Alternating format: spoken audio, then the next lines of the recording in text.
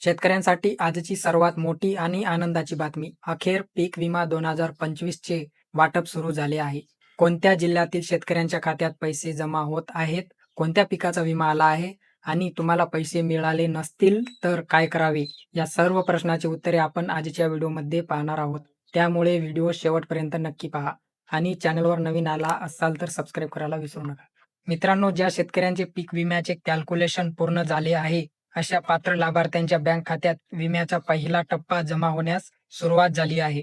राज्य सरकारने पहिल्या टप्प्यासाठी 1200 कोटी रुपयाचा निधी मंजूर केला असून कृषी मंत्री दत्तात्रय भरणे यांनी या संदर्भात स्पष्ट आदेश दिले आहेत. महसूल मंडळानुसार जे शेतकरी पात्र ठरले आहेत, त्यांच्या खात्यात ही रक्कम जमा होत आहे. आता सर्वात महत्त्वाचा प्रश्न, कोणत्या जिल्ह्याला आणि कोणत्या पिकाला पैसे मिळत आहे?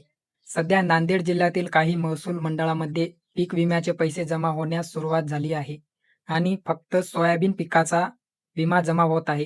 ज्या शेतकऱ्यांनी सोयाबीन पिकासाठी पीक विमा काढला होता त्यांच्या खात्यात पैसे येत आहे आणि कापूस आणि तूर या पिकाचा विमा अद्याप बाकी आहे. त्याचे अपडेट येताच मी तुम्हाला नक्की कळवेल. जर तुमच्या गावातील काही शेतकऱ्यांना पैसे मिळाले आहेत आणि तुम्हाला मिळाले नसतील तर अजिबात काळजी करू नका. हा केवळ पहिला टप्पा आहे. येणाऱ्या आठवड्यात उर्वरित पात्र शेतकऱ्यांच्या खात्यात पैसे जमा होतील. दुसऱ्या टप्प्यात इतर जिल्ह्यांचाही समावेश असणार आहे.